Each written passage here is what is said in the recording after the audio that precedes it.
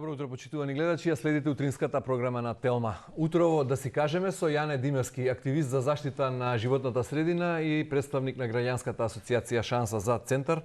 Господин Димевски, добро утро, добро дојдовте во студиото на Телма. Добро утро, ви благодарам за поканата. Многу теми за разговор на почетокот на грејната сезона, на почетокот на оние студени месеци кога Скопје урива рекорди и тоа во светски рамки според загаденост на воздухот. Меѓутоа, не стоиме добро ниту кога станува збор за почвата, водата и другите елементи на природата. Првото прашање за вас, дали успеавте да го видите буџетот за 2024 година? Да, го видов и ништо спектакуларно според мене. Дали ви падна во очи кратењето на сумите за заштита на животната средина? Да, од вчера ги читав јас тие новинарски надписи дека има кратења во буџетот, кој онака не е нешто значаен за значајноста на мисијата која има тоа министерство и таа област за Македонија. Мене тоа што ми падна во очи за жал е дека повторно она за што ние се бореме и залагаме нема некои посебни пари од страна на нашата држава, например за решавањето на загадувањето на воздухот. Горе-долу мислам дека средствата се исти како и минатата година. Значи, од страна на државата некој позначен исчекор тука нема да има. На средба со министерката минатиот последниот понеделник, откако таа јавно не покани во една емисија, разговаравме за нашите теми, па таа ми спомна дека за загадувањето на воздухот има некој фонд од околу 7 милиони евра, мислам дека спомна, тоа се европски пари, кои ќе бидат наменети баш за онда за што ние барам пренамена на јавни објекти, на начинот на грење кај тоа ќе бидат неколку јавни објекти во 4 града колку што. Ајде на почеток да видиме крупната слика. Да.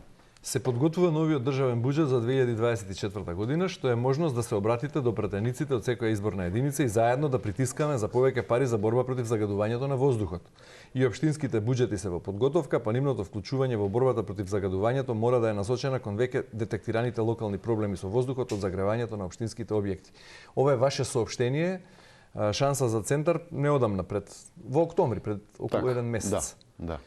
Значи, ништо од овој ваш апел до граѓанството, да притиснат кај пратениците, дали притиснале не знаеме, дали пратениците притиснале кај креаторите на буџетот исто така не знаеме, меѓутоа факт е дека сумите за заштита на животната средина и за унапредување се намалени.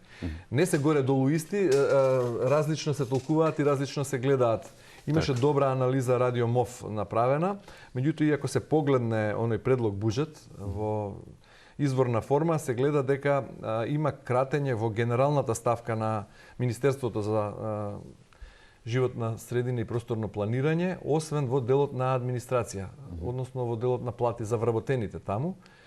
Има скусување на сумите за изработка на просторни планови, скусување на сумите за унапредување на животна средина и за заштита на животната средина. Или, ајде вака, вкупната сума за Министерството за заштита на животната средина е вкупната сума е 900 расходите кои ќе бидат потрошени во 2024 година 972 540 милиони денари. Тоа се околу 15 милиони евра? Па, можеби 20 да се. Добро. Да. Ќе направиме математика, меѓутоа како еве вие како човек кој целиот ваш професионален век се бори за заштита на животната средина, со оваа сума државата остава впечаток дека ова прашање е високо во агендата или планира сериозно да се зафати со заштита на животната средина. Не остава таков впечаток. Јас ги гледав приоритетните активности кои ќе бидат кај Министерство за претходната година. Видете, тука имаат некои значајни проекти како што е пречистителни станици за Скопје и за други работи, но нема некој исчекор дополнителен кон сите оние други работи кои се случуваат во земјава и што не права да бидеме една од позагадените подрачја, можеби и најзагадените подрачја во Европа. Мислам дека важноста на таа област и како таа област влијае врз нашите животи бара многу посериозен осврт од страна на државата, од страна на владата пред се. Оно што го спомнате за нашиот апел, пратениците сега ќе треба да се покажат. Сега буџетот влегува во собрание и тука е можноста за амандмани. Баш ние гледавме да ја забрзаме работата со наше мапирање за да го фатиме овој период кога и може еве доколку владата не го гледа ова као приоритет што ние го бараме, да притискаме кај пратениците бидејќи од она што го видовме горе-долу состојбата во сите наши градови, значи не е само Скопје. Скопје е некако најголем цело време во очи ние бидејќи живееме тука. Но кога видите состојбата со воздухот е страшна во секој град во Македонија скоро. Во секоја поголема урбана средина. Добро, велите имавте средба и на телевизија и неформални средби веројатно со надлежната министерка која ете ја декларираат и како важи за докажен професионалец во својата област. Меѓутоа што прави министерката, што може да направи со овие суми кои стојат на располагање и да има најдобри и најчестни намери? Тоа е првото прашање, а второто прашање е 5,5 милиарди евра ке тежи буџетот за наредната година и од овие пари државата предвидела само 0,8%, значи ниту 1% нема цел од оваа сума за заштита на животната средина. Така. Каква порака испраќаме ние како една од најзагадените земји кога станува збор за аерозагадувањето во Европа? Тоа порака од политичарите кои ни испраќаат веќе 2 децении е дека тие не го сметаат тоа за некој голем, многу важен приоритет. Зимата ќе помине, например, во врска со загадувањето на воздухот, тоа секоја година се случува. Граѓаните се активираат нели во зима, протестираат, негодуваат, но ќе помине зимата, потоа состојбата останува иста. Го немате загадувањето пред очи, нели? Мислам дека надлежните секогаш играат и на таа карта. И затоа сето она, видите, голем проблем кај нив е што тие го гледаат вложувањето во овие работи како трошок. И сега тоа, например, е еднократен трошок, вие да ги смените она што ние го бараме, начинот на загревање кај стотици јавни објекти во цела Македонија и тие да престанат да загадуваат. Или да ги средите депониите, она што го бараа колегите од Зелен Хуман град. Или да ги зголемите инспекцијскиот надзор. Точно, да, тоа се вложување на пари. Но тие го гледаат само како еднократен трошок, ама тоа вложување нас ќе ни донесе заштита во иднина многу голем. А ако ми дозволите сега една мала дигресија, пред половина година бев на една доста интересна конференција за безбедноста во сообраќајот во Македонија. Странски консултанти изложуваа, направиле пресек за тоа каква ни е таму состојбата, дека вложуваме премалку пари за да подобриме и дека трошокот од жртвите и повредените во сообраќајни незгоди во Македонија годишно изнесува меѓу 120 и 150 милиони евра, значи квантифицирано во пари. На страна ги тргнеме нели емоционалните трауми на семејствата и луѓето кои поминуваат, кои доживеале некаква несреќа. И сега што тие во тие 150 милиони евра долари на пример пресметуваат покрај директните штети настанати во незгоди од повреди, ангажманот на болнички екипи на државните институции, не да ги извадат луѓето да ги однесат во болница, трошоци за лечење и се до тоа, но тие тука го вклучуваат и трошокот на она што тој човек повеќе нема да го придонесе кон заедницата и општеството. Со својот труд, со плаќање на даноци и други надоместоци, со се тоа. На ист начин може да ги гледаме и трошоците во животната средина. Значи, ако живееме загадено, ние порано докажано дека луѓето се порано умираат поради загадувањето на воздухот. Губиме луѓе, кога ќе се разболат тие луѓе го ангажираат целото семејство. Значи, луѓе не одат дополнително на работа затоа што треба да се грижат за некој близок. Настрана болнички трошоци за лекови и така натаму. Значи, овие вложувања, тоа е еднократен трошок, но потоа тоа добивате. Значи, има придобивки целото општество тоа.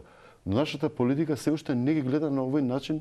Не само тоа, имаме и обврски кон Брисел, еве, ако сакате и според поглавијата, кога ќе дојде поглавието за животна средина. Да, најбанално што се надеваме дека ќе бидат притиснати, да. И тоа ќе биде едно огромно поглавие кое што ќе трае неверојатно многу долго да ќе ги исполниме тие барања, гледајќи што се имаме. И со вакви вложувања нема шанси да се стигне тоа.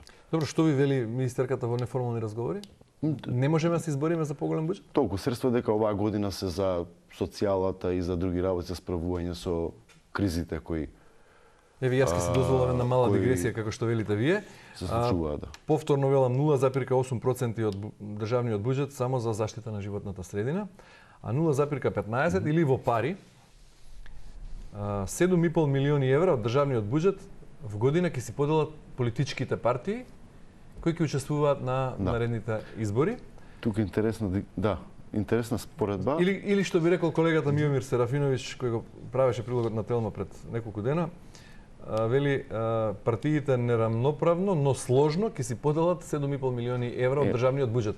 Јас во меѓувреме пресметав вкупната сума за заштита на животната средина, односно буџетот со кој ќе располага ова министерство, изнесува не цели 16 милиони евра. Значи, половина од таа сума политичките партии ги се има уште две споредби кои што покажуваат кои се приоритетите нели на државата и на партиите, дека животната средина не е приоритет. Тоа е едната е дека например министерката во минатата емисија спомна дека околу 100 милиони денари се даваат за купување на инвертери кај домакинствата. Тоа ако го претворите во евра, е околу 1,6 милиони евра, мислам. Па толку, например, повеќе од тоа чини набавката од страна на Министерството за внатрешни работи на нови гуми секоја година. Друга споредба исто што може да се направи е дека партиите имаат и покрај тоа годишно финансирање, тие имаат и аналитичко-истражувачки центри, 4 најголеми парламентарни партии, кои се финансирани од државата исто така, значи тоа е плюс пари се кои партиите ги добиваат. А за сметка на тоа, например, националните паркови во Македонија од своето создавање до ден денеска не се буџетски корисници. Значи тие не добиваат пари од буџетот, тие сами треба да си ги заработат парите. Значи вкупниот трошок некаде пред неколку години кога баш се интересирав на оваа тема и пишував некои текстови, беше дека околу националните паркови околу 2 милиони евра, мислам дека им беше на трите тогаш се вкупниот буџет нивен. Сега имаме четврт нели Шарпланина. Но интересно е дека тие не добиваат пари од буџетот, него треба сами се ги заработат. Националните паркови не вработуваат, партиите вработуваат, веројатно затоа. Па тие вработени се многу значајни за севкупната животна средина во Македонија, но ете, тие се уште не се паралелата со сумата за инвертори, набавка на инвертори на сметка на гуми, автомобилски гуми за Министерството за внатрешни работи. Јас најдов една ставка исто така во буџетот за набавка на нови возила и опрема и мебел, таква ставка е. Неколкукратни повисока сумата само за набавка на нови возила 311 милиони за година се предвидени, што е скусување во однос на оваа актуелната, меѓутоа повторно е голема сумата и е неколкукратно поголема од сумата што е предвидена за заштита на, односно за унапредување на животната средина. За унапредување на животната средина само 110 милиони денари. Како еве вие како активист за заштита на животната средина би ја унапредувале животната средина со оваа сума? Каде попрво да се распределат пари? Попрво и што е поголем приоритет? Која е најжешка точка кога станува збор за животната средина во Македонија и каде најголема сума од овие пари би требало да биде лоцирана? Од наш аспект, она што најдиректно го чувствуваме е загадувањето на воздухот. Ја мислам дека тука треба да се вложува многу повеќе, бидејќи е нешто што директно ни прави штета. Треба секогаш да се има предвид дека денеска луѓето од Македонија не се иселуваат само од финансиски причини. Сега горе-долу има и повеќе работа кога што има работници во Македонија. Дури па и оние кои работат во дејности со многу високи примања за наши услови, одлучуваат да се одат од Македонија и тоа не е сега последниот брановен иселување, не се поради парите, туку е поради квалитетот на живот, односно недостатокот на минимален некаков квалитет на живот. Голем дел од тие прашања се должат на прашањата на животната средина. Денеска вие да сакате, например, да излезете да спортувате, на ден како овој што е, треба да запалите кола или со велосипед да отидете на некоја планина или да излезете од градов. Бидејќи во градот тоа не може да го направите, затоа што тоа ќе биде штетно по здравјето. За среќа го имаме водно во близина. Да, и едно од шегите вчера на надпреварот со Англија, бев на стадионот, па во второто полувреме одеднаш се спушти чад. Личеше како да се запалени пиротехнички средства, но не беа запалени, тоа беше нашиот познат добар скопски смог, па имаше шеги судијата продолжуше едно полувреме дека гостите ќе паднат на смогот. Добро, и англичаните имаат искуство кога станува збор за смогот. Имаат, ама имаат искуство со решавање тоа, да. Тоа е добар пример. Долги години сте во оваа област. Еве, како активист на Шанса за центар, добили центар шанса со вас како граѓанска асоциација или генерално забележувате ли барем минимално подобрување кога станува збор за свеста, со оглед на тоа што политиката не мрднува со прст, напротив. Пред избори секогаш вели дека овие прашања се важни, такви се ветувањата, меѓутоа гледаме кога се креира буџетот колку ова прашање е навистина важно, бидејќи сумите се помали, понезначајни и битката за заштита на животната средина е некако како предадена, како однапред загубена. Видете, тоа дали има ефект некој, навратно граѓаните ќе треба да кажат после кога ќе заврши мандатот. Сега коментарите што ги слушаме дека секогаш е подобро да не има отколку да не нема во институциите, бидејќи на поинаков начин и гледаме другите иницијативи ги вадиме прашањата во јавност и надвор. Ние нудиме и решенија, например, за разлика од доста други групи кои што се базира на некакви истражувања, аналитика и така натаму. Ви се слуша гласот во Советот? Ве слуша градоначалникот? Не би можел да го кажам тоа сега. Дека не слушам. Советите се уште функционираат по инерција на претходен, на досегашен начин на одлучување, како гласачка машина пред се на кои ги поддржуваат или се против одлуките, например, на градоначалниците. За жал и кај нас таа ситуација е иста, иако постојано се бориме. Во најмала рака не се разбира сериозно потребата од едно логично, рационално расудување на луѓето кои што дигаат таму рака околу сите предлози. Значи, не значи дека ако вие барате дополнителни прашања или ако оспорувате дел од некаков предлог, дека сте против конкретниот градоначалник или партија, например, а тоа така се доживува. Секое прашање се доживува практично како критики, како напад личен, и ние искрено не добиваме ни одговори на нашите прашања. Можам еден банален пример да ви наведам. Во еден извештај видовме дека беа поставени, се тврди дека се поставени метални жардинјери на некои локации во центар. На тие локации тие жардинјери ги нема. Ево уште месец дена бараме податоци од општината, извештај од надзорен орган, да не кажат каде се и колку се. Ни одговори дека тоа прашање баш вчера да го поставим или на Совет, или според Закон за слободен пристап до информации. Значи, ние еден месец не може да добиеме одговор на такви прашања, например. И отвореноста е многу мала, затоа што и тие партиите, големите партии кои се уште ги управуваат доминантно општините во Македонија, кога ќе дојдат на власт во општините, да ги чувствуваат како нивна собственост, како партиска собственост со која што тие управуваат. И секој кој се обидува да се меша во тоа, се доживува како политички непријател. Добро, нешто по кое бевте актуелни како шанса за центар во изминатиот период е мапирањето на објектите кои се идентификувани како екстремни загадувачи, бидејќи се уште ги загреваат просториите на нафта и мазут. Такви идентификувавте, мапиравте 100 во Скопје или 700 вкупно во цела Македонија. Колку пари се потребни, дали имате и анализа при тоа, за овие објекти, кога главно станува збор за училишта, административни згради, болници, Да. значи големи институции, за да го сменат начинот на загревање на просториите, односно начинот на грејење да се префрлат или на градско парно во ситуација во Скопје, Да. каде што има топлификацијска мрежа, или пак на некој друг помалку загадувачки начин на грејење. Ова е еден од начините на кои ние се обидуваме да придонесеме во работата. Мислам, ова не ни беше нас директна должност во Советот, но бидејќи го сметаме ова за голем проблем, па тргнавме од себични причини да видиме дали во центар имаме вакви некои установи кои се под општината, Имаме? а користат во центар за среќа нема. Би било чудно и да има, бидејќи сме пак централна општина која поминува парното грејење, но нема во општинска надлежност, но има во државна надлежност. Например, тука се неколку болници. Парадоксално е дека клиниката, например, за белодробни заболувања кај децата купува и навратно гори околу, мислам дека 50.000 литри нафта за грејење. Тука имаме она клиника за физикална рехабилитација, таа гори мазут секоја година. Тоа мислам дека е еден од најголемите загадувачи директни на воздухот во центар. Имате потоа и други институции, Македонски железници исто така, имаме студентскиот дом купуваше, не знам дали оваа година ќе набави нафта за грејење, клубот на пратеници, вилите на претседателот и на премиерот се на нафта за грејење. Баш сега апелиравме и до министерот Османи во врска со самитот кој го спремаат во Борис Трајковски.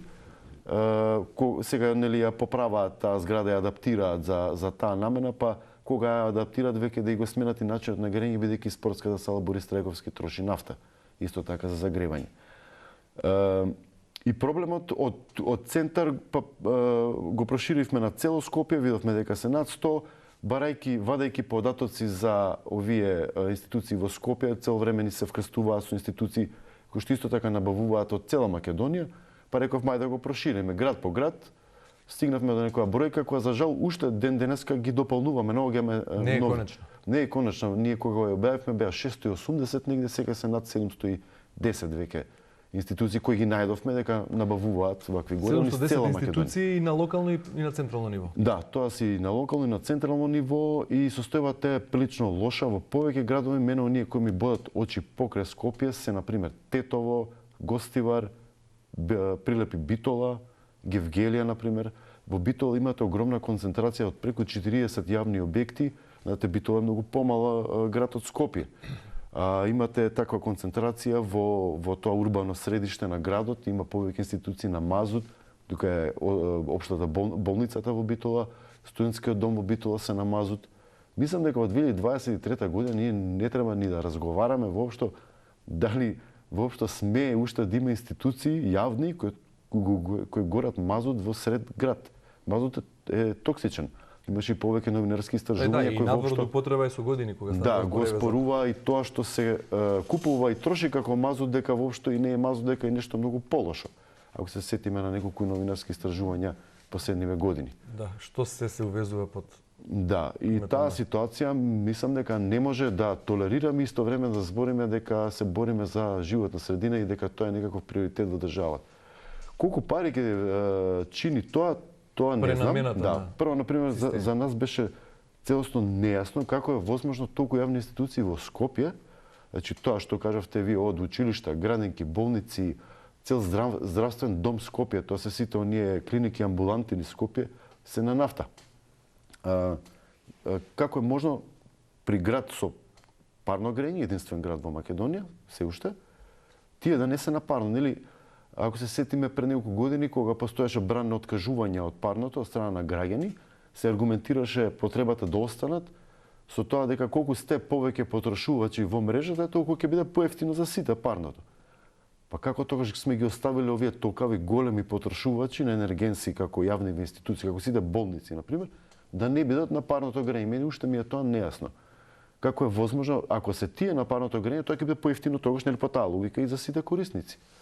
Но гледаме дека тоа мислиме дека е еден од главните инструменти на пример за Скопје. Се што може да влезе во мрежата на парно се прошири до таму, дека треба да влезе тоа што е можно побрзо. Спомнавте и македонски железници, ако не се лажам меѓу другите. Да, македонски железници. Што тие како голем загубар, како компанија која ете јуки на сите железнички линии, неколку воза дневно се обраќаат само, а при тоа се ладни, велат вагоните, патниците кои патуваат се уште со воз. Зошто трошат и колку трошат? За македонски железници беше интересно, да, за нивните наверојатно административни простори и други простори на тука што ги имаат во Скопје. И железничките станици, например железничката станица во Гевгелија троши мазот и уште неколку други по градовите. Но интересно кај македонски железници транспорт мислам дека беше или инфраструктура, се не знам кој од нив како набавуваше мазот, но тие имаат и направено студија и проект за замена на котлите.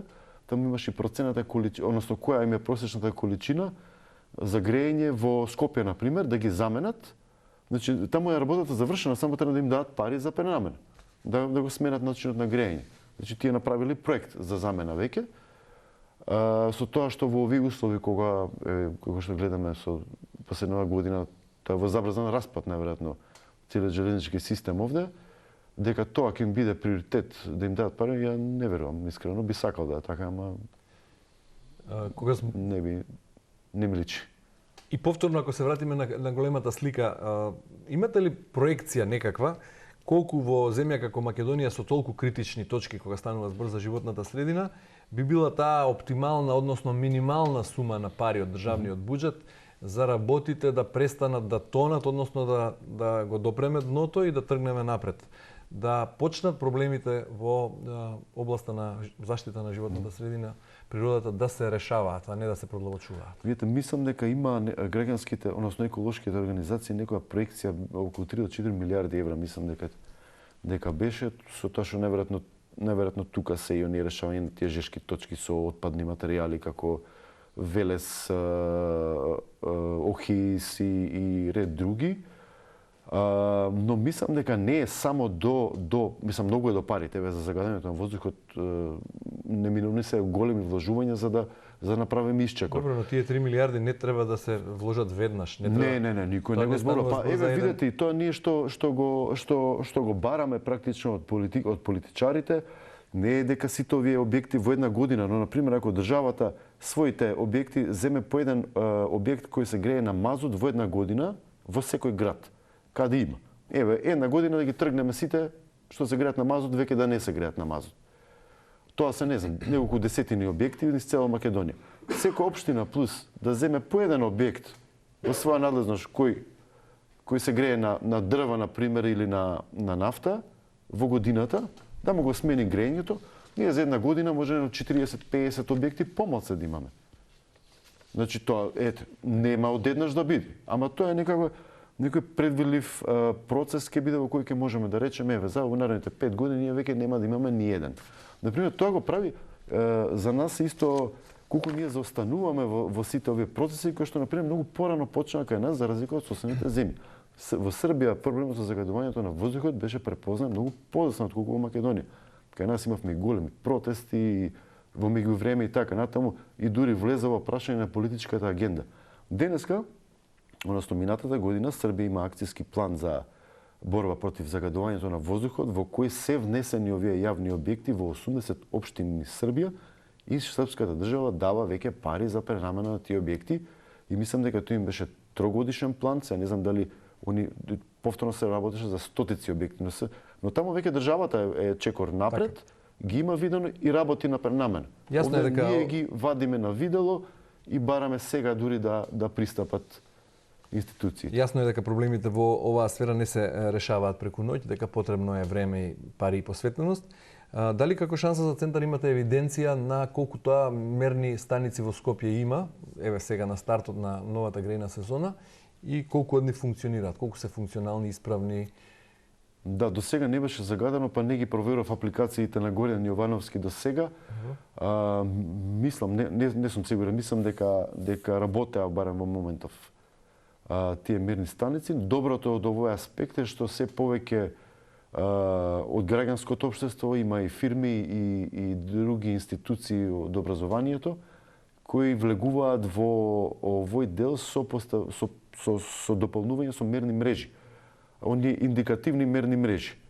Има и активисти, па мислам дека тоа веќе се собира една поголема иницијатива дека може да биде со ставање на мерни уреди кои се оние ефтини мерни уреди кои не се мислам веродостојни како мерните станици кои што се одржуваат постојано, но индицираат каде и какво е загадувањето и во кои периоди.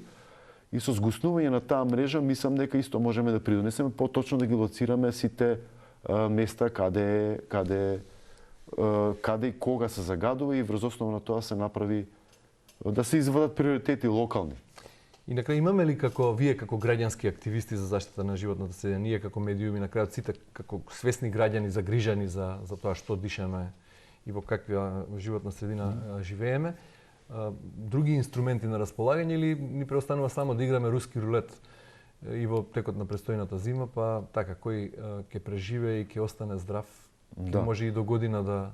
Видите, за жал притисокот, јавниот притисок и наметнувањето на оваа тема постојано во јавноста и пред политичарите не е клучна алатка, секогаш била и уште ни останува на таа. Сега интересно што до сега, например, фокусот на ова загадување беше насочен првенствено врз една така релативно да наречеме по-абстрактна група на домакинства. Значи прстот беше вперен кон домакинствата и начинот на кој тие загреваат дека тие се најголемите виновници за воздухот кој го дишаме. И сега кога апелирате кон нив, а не им давате некаков инструмент со кој што ќе им го олесните преводот кон грејење, по чисто грејење, тоа останува пак една така многу абстрактна заложба, знаете, домакинствата треба да сменат начинот на грејење. Да, добро треба. Еве Екосвест направи една студија на случај на куќа од 57 квадратни метри во Козле, изградена во 60-тите години од минатиот век, во која што живеат 4 члено семејство, нема изолација на фасада, нема изолација на таванскиот простор и нема нови прозори, со стари прозори. И имаа пресметано дека за таа троши, не знам, околу 4 кубни метри дрво, мислам, според студијата, по сезона, со тоа што тоа е просекот во Македонија, луѓето со тоа што го трошат за грење, загреваат едва и половина од просториите во куќата. Значи, голем дел од спалните и тие делови што не мора, не ги загреваат воопшто. Значи, тоа е социјална категорија, оно што се троши сега. Но пресметката беше, ако ги изолираат зидовите, ако таванот и прозорците, и го сменат начинот со топлотна пумпа, например, тие само како беше 3 пати ќе го намалат загадувањето на воздухот. Но за тоа да го направат и ќе подобрат топлина, им треба околу 10.000 евра да го направат. И сега 4 члено семејство се живее во токатска куќа и не вложило до сега. Значи дека ги нема тие. И нема инструмент како да ги најдат. Немаат ни информации од каде да дознаат каде може да побараат, што да побараат. Инвестицијата ќе им се врати дури по 30 години од заштедата. Значи на енергенсите. И како што велите, помош, а таа фали. Кога станува збор за шанса за центар во општина центар, таму сте, ако ништо друго, да им пречите да не можат така лесно да им минуваат плановите, градежните маркици и се останато на големите партии, при тоа мислам. Дали планирате како фронт на невладини еко здруженија да се активирате и на парламентарните избори, со заедничка листа да настапите, па да бидете повидливи и на централно ниво, да бидете погласни и во собранието кога станува збор за заштита на животна средина? Ние имаме добра соработка со слични, сродни практично иницијативи во другите градови, но за некоја таква иницијатива се уште нема некоја размислување во овој момент. Тоа се пред се иницијативи како и нашата, насочени кон локални проблеми. Сега во некои случаи од локалното излегуваме, го гледаме и на национално ниво, како на пример овие проблеми или сродни проблеми кои што ги имаме во сите градови, но сега за сега нема таква иницијатива. Јане Димевски, шанса за центар, благодарам за гостувањето во утринската нотелно. Благодарам поканата.